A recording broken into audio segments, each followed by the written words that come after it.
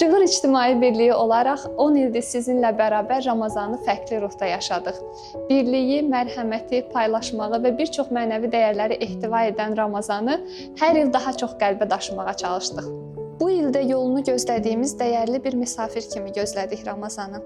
Dualarla, hazırlıqlarla, həyəcanla və ən dərin ümidlərlə. Ramazan ayına hazırlığımız aylar öncədən başladı. Kiçikdən böyüyə səfərbər olduq.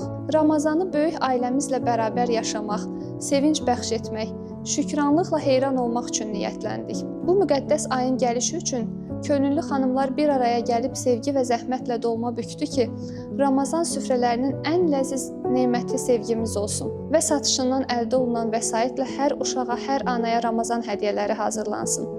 Qonaqlarımızı ən gözəl şəkildə qarşılamaq üçün tədbir yerimiz bayram əhval-ruhiyyəsi ilə bəzəndi.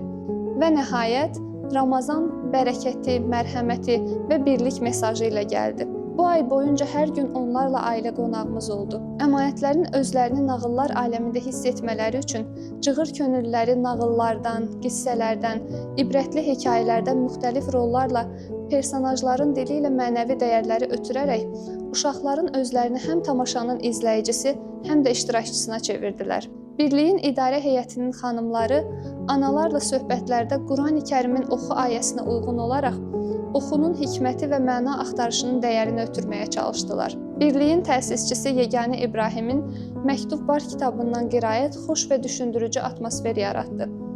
Ekoçantalar üzərində keçirilən master-klasslarda duyğular aləminə boyaların dili ilə səyahət etdilər. Hər təamında neçə insanın sevgisi, əməyi olan süfrələrimiz böyük ailəmizi hər iftar saatında bir araya topladı.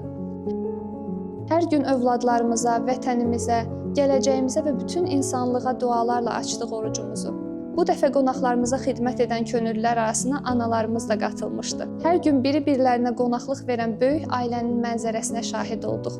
Mərkəzimizin önündə qurulan kiçik iftar süfrəmiz paylaşmağın, bölüşməyin, yaxınlıqdan keçən insanlarla bərabər iftar açmağın zövqünü yaşatdı. Bu Ramazan qardaş dövlət Türkiyə Cümhuriyyətinin Dəyanət Vəqfinin və Türkiyə Səfirliyinin Din Xidmətləri Müşavirliyinin mərkəzimizə elə Ramazanın ilk günündə ziyarəti, həmçinin Türk Əməkdaşlıq və Koordinasiya Agentliyinin əmanətlərimizlə bərabər iftar süfrələrində duaları və təqdim edilən Ramazan sovqatları qardaşlıq və sevgi bağımızı daha da gücləndirdi. Paylaşmağın verdiyi dəyərli hissi bərabər yaşadıq. Himayəçilərimizin və xeyirsevər insanların dəstəyi ilə toplanan ianələr Ramazan ab-havasının miqyasını böyütdü. Alınan hədiyyələri paylamaq və ailələrə çatdırmaq şərəfi isə bizə nəsib oldu.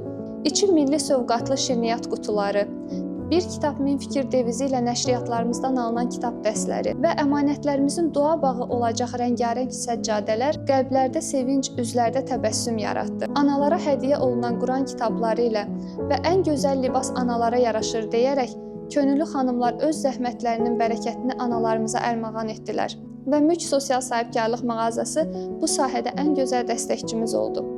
Bu bərəkətli Ramazan yalnız Bakı və Sumqayıt ilə məhdudlaşmayıb, Qəbələ, Oğuz, Şəki, Zaqatala, Balakən və Quba Xaçmaz bölgələrini də əhatə etdi.